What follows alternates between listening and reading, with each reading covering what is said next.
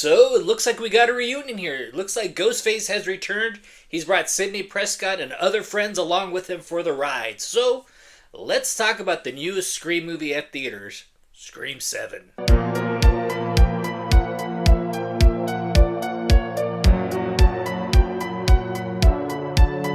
Well, it looks like Sidnee Prescott has moved on with her life since the last time we saw her. She has a husband, she has a daughter, she's moved into a new town. But Ghostface just cannot leave this woman alone. Even though Sidnee has dealt with multiple Ghostfaces many a times, she's pretty much prepared for it.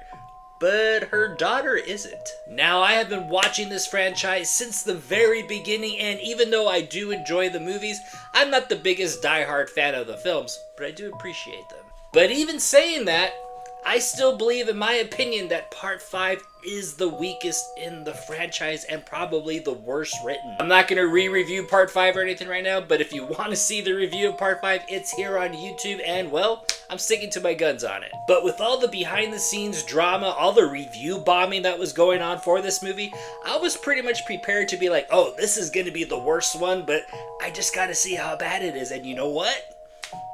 It wasn't bad.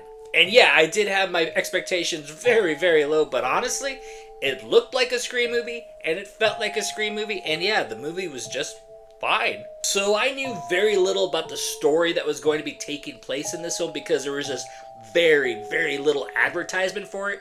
In fact, in my mind, I was thinking to myself, oh, what if this one is actually happening simultaneously with Part 6, and that would explain like the reason why the Carpenter sisters aren't in this movie. Maybe that could have been a good save, but that's just not the case for this movie. And as far as the story or the movie moving along without the characters of the Carpenter sisters, I thought it moved along kind of just fine and kind of smoothly, but I'll just say this, their story is probably just put on pause. The movie has sort of like a weird intro / opening. That's pretty much what it is because it doesn't really connect to the rest of the story, so you just gotta think of it as just an intro at this point. And seriously, for being the 7th installment with the same timeline and everything, I gotta give them credit for just having this movie be entertaining. And like I said, I thought Part 5 was the worst in the franchise, but with all the review bombing and the negativity that this movie was getting, I was like, ooh, maybe this one might be the worst one of all, but I'll be completely honest, I didn't hate it. Now, don't get me wrong, this movie is far from being perfect, especially when it comes to like character development, and also just some inconsistencies, but that also might be due to the first script being leaked. At least that's what I heard. And honestly, after Part 3, the Scooby-Doo endings that we've been getting have been more or less like this. I am your father's brother's nephew's cousin's former roommate. And I will say Part 7 probably has the weakest reveal, but not the laziest. I won't say why because I don't want to give it away. But you'll most likely figure it out. But there's one last thing. Let's just see who you really are, mister.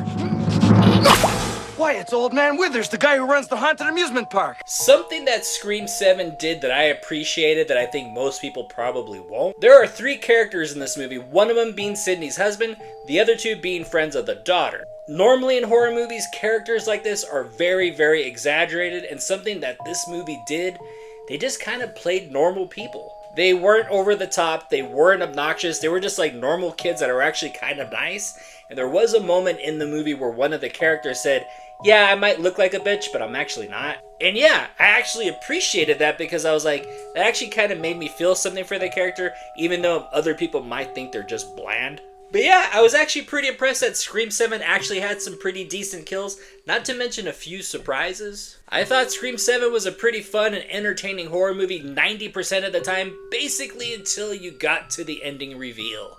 Who the hell are you? But even then, I think we've seen worse. My name is Jeff.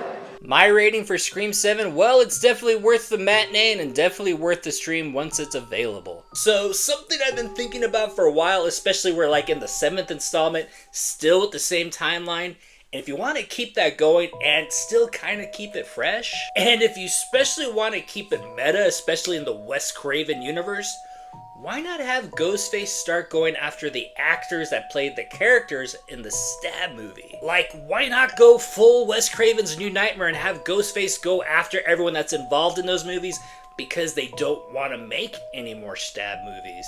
And yeah, you could have the fans just going rabid crazy because they're no longer going to be making stab movies, and maybe it pulls Ghostface and others away from Sidnee because they need to keep making the stab movies as well. And yeah, they start going after producers, the actors, just anybody that was ever involved with the stab franchise. I mean, at this point, why not?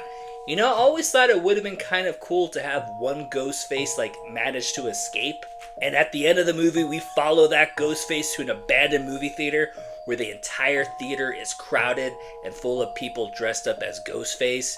And there's one of them that's standing like at a pulpit, handing out assignments on who to kill and where to go next. Plus, that could indicate the franchise will never end because there's just so many rabid people out there dressed up as Ghostface, ready to kill as soon as they get their assignment. I don't know, whatever, those were just my stupid ideas. So, anyway, what did you think about Scream 7? Did you see it? Were you boycotting the movie? Did you love it? Did you hate it? Let me know in the comments what you thought. And I apologize that this review is coming up so late. I saw it opening weekend, but all my reviews have been coming up late as of lately. I apologize for that, but there will be a lot more coming up very soon. So if you watch this entire video, thank you very much. I really appreciate it. Please don't forget to hit like and subscribe. And yeah, don't forget all my reviews contain no overhype, no bullshit. And yeah, I'm Mike the Movie Misfit. I'll see you at the movies.